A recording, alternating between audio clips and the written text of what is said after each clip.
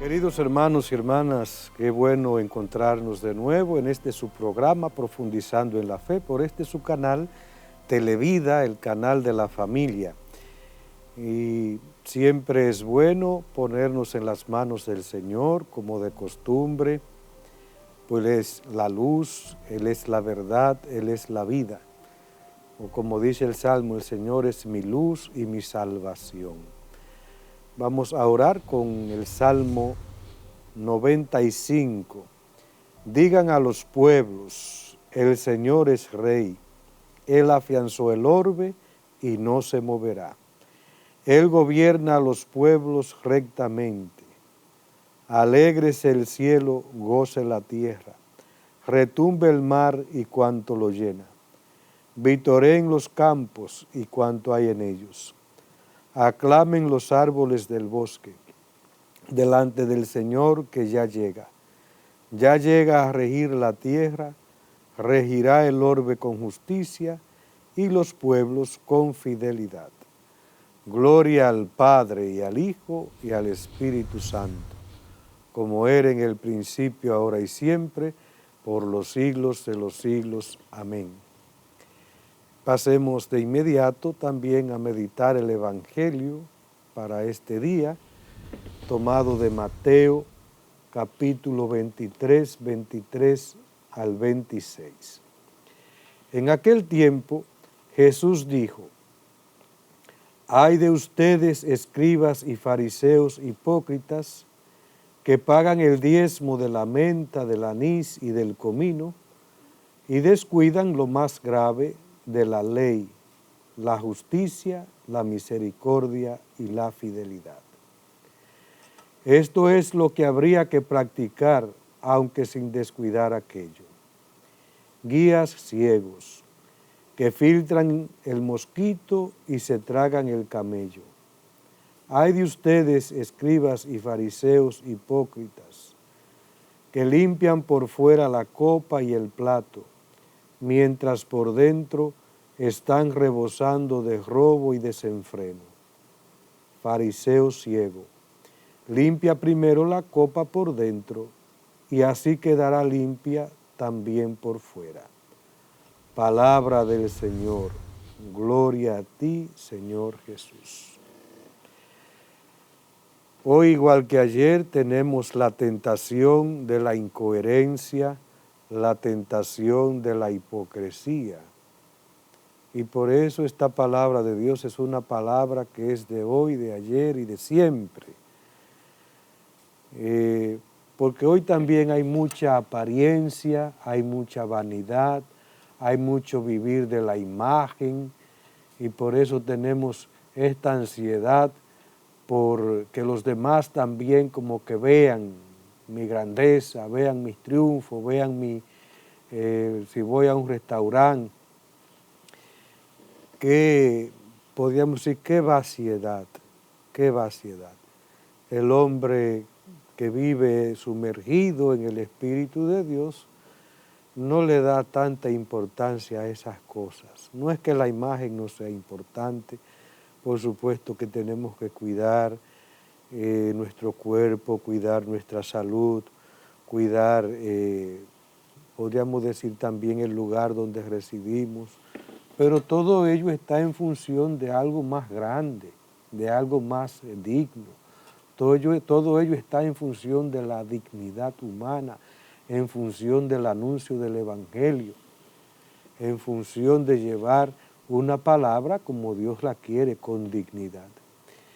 Y en este sentido, en su tiempo, Jesús advertía a los fariseos, decía: «Ay de ustedes, fariseos, que guardan tanto la apariencia, y la guardan pagando el diezmo de la menta». Es una hierba que todavía hoy la tenemos y que se hace un té bastante sabroso.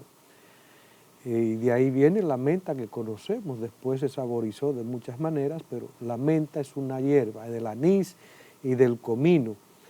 Eran especies para dar sabor a la comida, a los dulces y demás. Ustedes pagan el diezmo, dice el Señor, pero descuidan lo fundamental. descuidan la justicia, descuidan la misericordia, descuidan la fidelidad, la justicia. Hay algo fundamental en la vida cristiana, que toda persona, nadie está exonerado de guardar la justicia. Y la justicia va en dos direcciones. La justicia primeramente para con Dios, y cuánta gente caminan por la vida sin ni siquiera un día elevar los ojos, como si fueran animalitos, sin elevar una oración al Señor, como si la vida dependiera de ellos, como si no recibieran el aire que respiran, como si se hubiesen dado la vida a sí mismos. Y así viven, no solamente los ricos que viven, podríamos decir, tan afanados en ese mundo de acumular, de poseer, de negocio, de vanidad, de tanta, sino también hay mucha gente pobre que no se acuerda también de dirigir su corazón al Señor, de elevar una oración al Señor y agradecer sus dones y de meditar un poco la palabra y de ser también un poco caritativo, la justicia para con Dios. Y el agradecimiento que le debemos a Dios es de justicia, a Él la gloria, a Él el honor, a Él el culto, a Él la acción de gracias. Agradecer a Dios es de justicia. En la Eucaristía reconocemos eso, por eso cuando el sacerdote dice, demos gracias al Señor nuestro Dios, responde el pueblo, es justo y necesario. Es justo, es justo. Y es un mal agradecido y un injusto el que no se detiene a reflexionar y a pensar que no se ha dado la vida a sí mismo, que no se ha dado a sus padres a sí mismos, que no se ha dado su hijo a sí mismo, aunque ha sido un canal, un instrumento. La vida en definitiva es un don de Dios, un don de Dios. La justicia entonces para con Dios, pero la justicia también para con el prójimo, a quien yo no debo explotar, a quien yo no debo irrespetar, de quien yo no me debo burlar, a quien debo respetarle lo que le pertenece en cuanto a bienes materiales o salarios. El respeto a papá y a mamá y el honor a papá y a mamá, que son la presencia de Dios para la familia, para el hijo. Por eso dice el Señor, hay muchos que dicen, bueno, yo como que yo pongo mi ofrenda al servicio del templo, ya como que con eso ya cumplí. Dice el Señor, cuidado, cuidado. Tus papás serán siempre tus papás, siempre, y no importa el cargo que uno desempeñe, no importa el estatus social que tenga, no importa.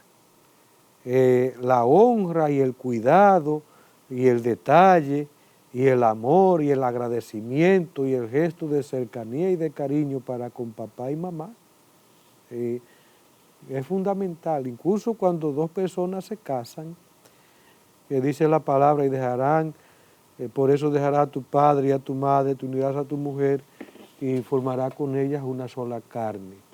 Pero ahí hay que buscar una nueva forma de ser hijo, dice el Papa Francisco en la encíclica Amoris Laetitia, otra forma de ser hijo.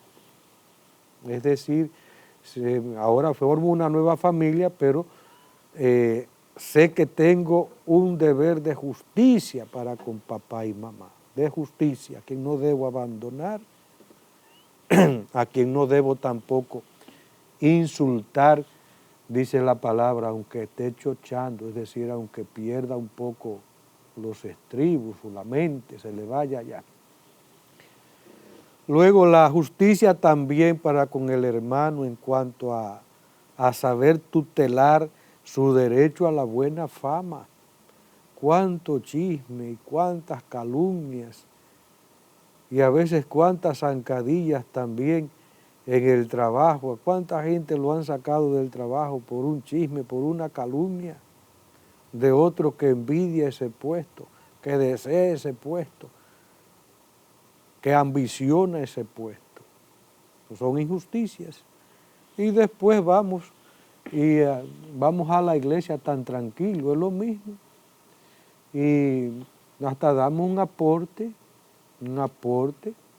dice el Señor, lo primero es observar la justicia, aunque sin descuidar tampoco aquello. Las dos cosas hay que mantenerlas, pero lo fundamental es la justicia. Y es lo mínimo que el Señor nos pide. Al joven rico, cuando le dice, Señor, ¿y qué yo he de hacer para heredar la vida eterna? Pues cumple los mandamientos. Los mandamientos van dirigidos a tutelar el derecho y la justicia, primeramente para con Dios, después también para con el prójimo, que tiene derecho a la buena fama, que tiene derecho a vivir, que tiene derecho a tener algo propio, que nadie se lo arrebate, que nadie se lo quite. Luego, la misericordia, dice el Señor, la misericordia. Observar la misericordia y la fidelidad a Dios, la fidelidad también con el hermano. Queridos hermanos, vamos a hacer ahora una pausa y continuamos dentro de un momento con este tema que estamos desarrollando.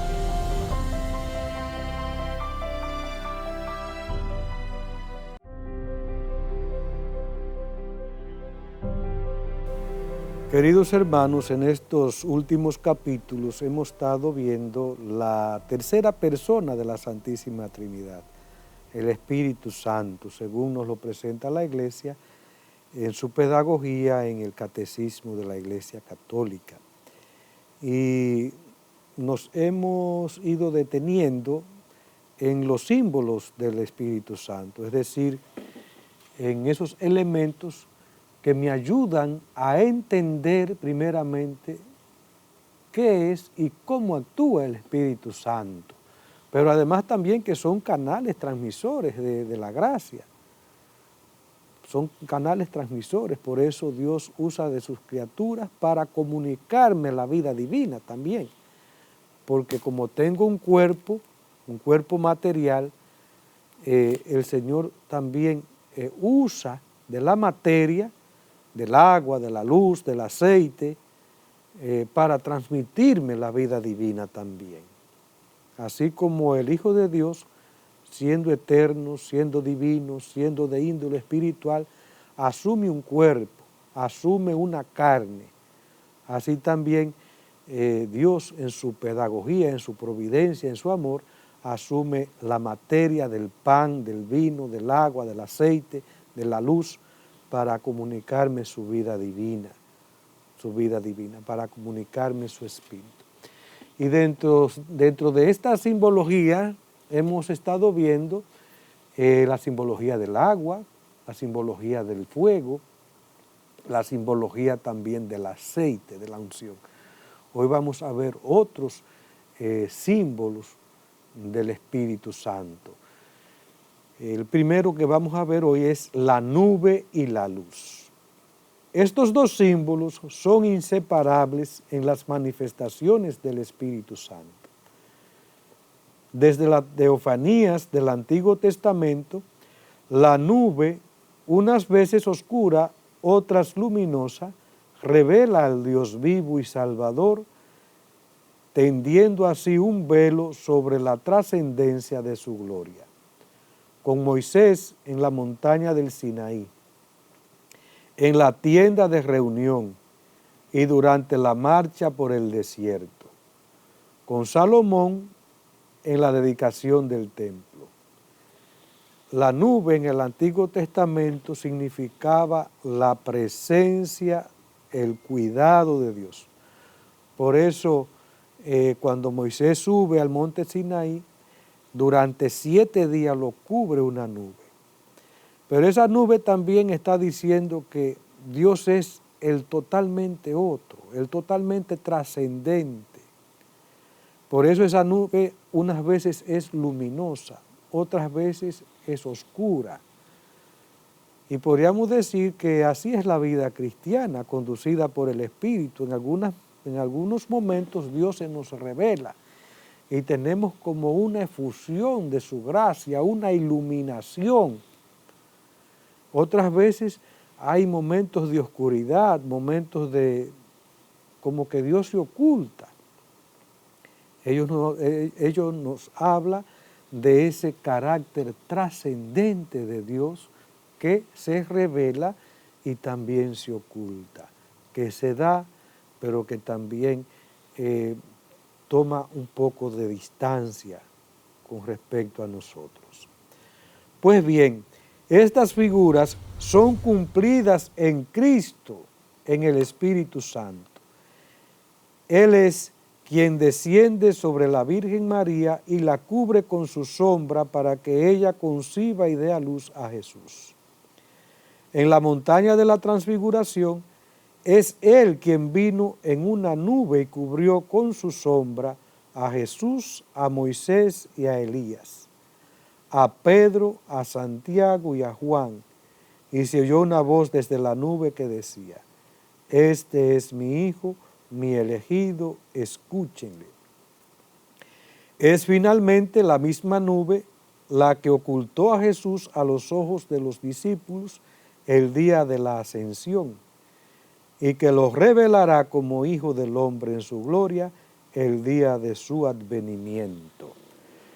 Esta nube, que ya era profetizada en el Antiguo Testamento como símbolo de la presencia del Espíritu Santo, se cumple perfectamente en Jesucristo. Y ya desde el anuncio del ángel a María, oímos esa palabra, le dice el ángel, te cubrirá con su sombra, el Espíritu Santo te cubrirá con su sombra. Por eso el Hijo que va a nacer de ti será llamado Hijo de Dios, porque no ha venido por intervención humana, sino por obra y gracia del Espíritu Santo. Te cubrirá, así como esa nube, presencia del Espíritu de Dios, cubría y protegía al pueblo en medio de la calor, de la sed, del desierto, y los alentaba, y ahí ellos supieron reconocer la presencia de Dios. Pues el Señor ahora usa esa palabra: el Espíritu Santo te cubrirá con su sombra. Y esa nube también fue la que apareció en el monte Tabor en el momento de la transfiguración, también arropando a Jesús, a Moisés y a Elías, que estaban allí presentes, lo mismo que los apóstoles Pedro, Santiago y Juan. Y desde esa nube fue que entonces escucharon esa voz: este es mi Hijo amado, mi predilecto, escúchenlo, mi Hijo amado. Ese Espíritu Santo que habló por boca de los profetas, ahora también usando la simbología de la nube, desde esa nube pues habla también a los discípulos, indicándole que Jesús es el Hijo de Dios vivo, el Hijo de Dios, el predilecto del Padre. Y también esa nube la vemos ya en el momento cumbre de la ascensión. Jesús sube en una nube. Decía, esa nube simboliza que Jesús va envuelto, va unido a la gracia, a la fuerza del Espíritu, va ascendiendo, pero en esa unidad estrecha del Espíritu, del Padre, que lo envuelve, que lo plenifica. El Padre, el Hijo y el Espíritu Santo existen en una unidad fundamental, en una unidad esencial, en una unidad indestructible. Indestructible.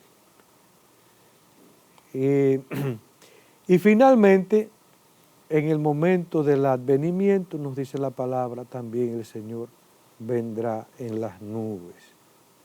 Vendrá en las nubes. Como criatura suya, el Señor usa de sus criaturas como quiere, cuando quiere y de la manera que quiere. Y por eso toda la creación alaba al Señor, porque también toda criatura, con ellas compartimos la única paternidad, la paternidad de Dios Padre. Ellas también son criaturas de Dios y obedecen sus órdenes. Y no solamente obedecen sus órdenes, sino también que le alaban, porque alabar a Dios no es simplemente decir palabras con las bocas, no. Alabar a Dios es cumplir la misión para la cual el Señor me trajo a este mundo. Por eso la adoración a Jesucristo, a nuestro Padre Dios, al Espíritu Santo, es en espíritu y en verdad. Cuando yo vivo la palabra, cuando yo vivo en fidelidad, cuando yo observo la justicia, estoy entonando un himno de alabanza, de acción de gracia, de adoración al Señor, que no se retiene simplemente en un lugar, aunque está allí presente, pero que está más allá incluso del mismo cielo y la tierra, más grande que el cielo y la tierra. Otro símbolo es el sello. El sello es un símbolo cercano al de la unción. En efecto, es Cristo a quien Dios ha marcado con su sello, Juan 6:27. Y el Padre nos marca también en Él con su sello, como la imagen del sello indica el carácter indeleble de la unción del Espíritu Santo.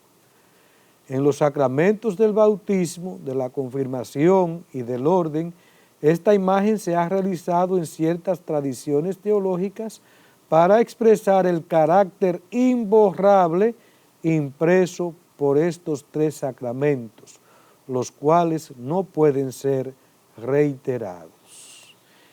El sello. Estamos en este sentido sobre los símbolos que nos dicen cómo es y cómo actúa el Espíritu de manera analógica.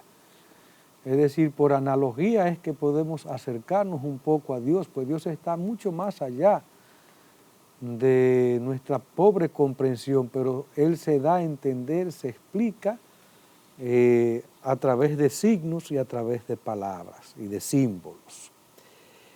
El sello. Todos en nuestros campos o en nuestras casas hemos visto lo que es un sello.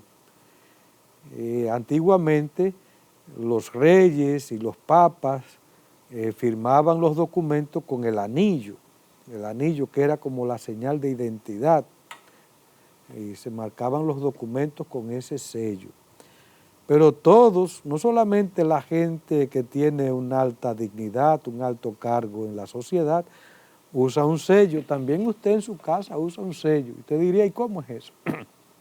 Pues sí, una cosita tan sencilla como una cruz hasta con un custel o con algo que usted pueda pintar, ya es un sello, es una marca que indica que ese plato, que esa taza, que esto, que aquello, le pertenece. Esto es más evidente todavía en el campo, en nuestros campos. Nuestros papás y abuelos solían marcar los animales, ya sea con una señal en la oreja, de distintas formas, o después se fue modernizando un poco más y entonces ya era el hechizo con las iniciales del nombre del dueño de ese animal, y por eso cuando ese animal salía del recinto, del establo o de la posilga donde estaba, ya se sabía que pertenecía a fulano de tal, no solamente por el color, sino también por ese hechizo, por ese sello, por esa señal que llevaba. Y de igual modo, pues también las instituciones tienen un sello que les identifica, y ahora estamos en el mundo de la imagen también. Hoy se usa mucho esto, de cada empresa tiene un logo, ya no se habla de sellos, sino de logos, que le identifique, que le marque, y que ya todo el mundo al verla significa que esa es tal institución, es tal banco, es tal cooperativa, es tal canal de televisión, es tal empresa, una marca. Por eso también el Espíritu Santo es como nuestro gran sello. Y el sello significa primeramente señal de autoridad. ¿De autoridad de quién? Autoridad de Dios. Todo el que sella, el que marca, es porque tiene alguna autoridad, un poder sobre eso que sella. Así también Dios a nosotros nos sella, nos marca porque somos suyos, somos su pueblo y ovejas de su rebaño, le pertenecemos.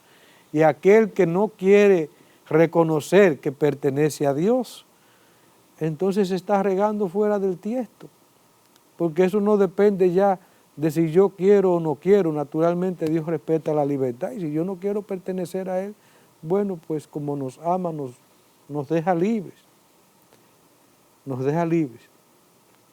Y el primer sellado es justamente Jesús, sellado. Él es el que está sellado por el Espíritu de Dios, marcado por el Espíritu de Dios. Por eso, como decía, el sello significa por un lado autoridad, por el otro lado pertenencia, pero por otro lado significa también algo indeleble, algo que no se quita, que no se borra. De ahí que hay 3 sacramentos en los cuales somos marcados de una manera muy particular por el Espíritu Santo, sellados por el Espíritu Santo, que es el bautismo, primeramente.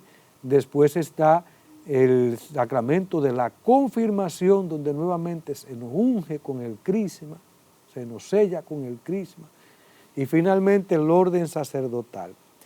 Estos 3 sacramentos imprimen carácter, es decir, son sacramentos que no se repiten y que no se borran. Por ahí, como dicen, la ignorancia es atrevida. Y hay gente que dice, bueno, pues como volverse a bautizar para quitarse el bautismo de la iglesia y volverse nuevamente a bautizar en otro rito, en otra confesión. La iglesia que sigue la verdad, incluso cuando acepta a alguien que viene de otra comunidad cristiana, si ya está bautizado válidamente según lo considera la iglesia, lo que hace es que le complete el rito, pero no lo vuelve a bautizar. En el bautismo, el sacramento, podríamos decir, el rito fundamental es la infusión del agua sobre la cabeza del bautizando, pronunciando las palabras: yo te bautizo en el nombre del Padre, del Hijo y del Espíritu Santo. Solo el que está bautizado con esa fórmula y de esa forma está válidamente bautizado, pues así lo anunció Jesús. Lo que hace, como decía, es completarle el rito, porque ya ha recibido lo fundamental.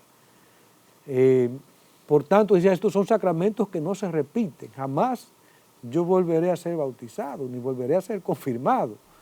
Los otros sacramentos se repiten, pero estos no. Y igualmente también el orden diaconal, o el orden sacerdotal, el orden episcopal. Es una sola vez para siempre.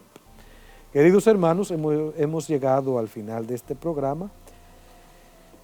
Pidamos a la Santísima Virgen que siga acompañando a nuestro pueblo dominicano, Nuestra Señora de la Altagracia, nuestra Madre, nuestra Reina, nuestra protectora.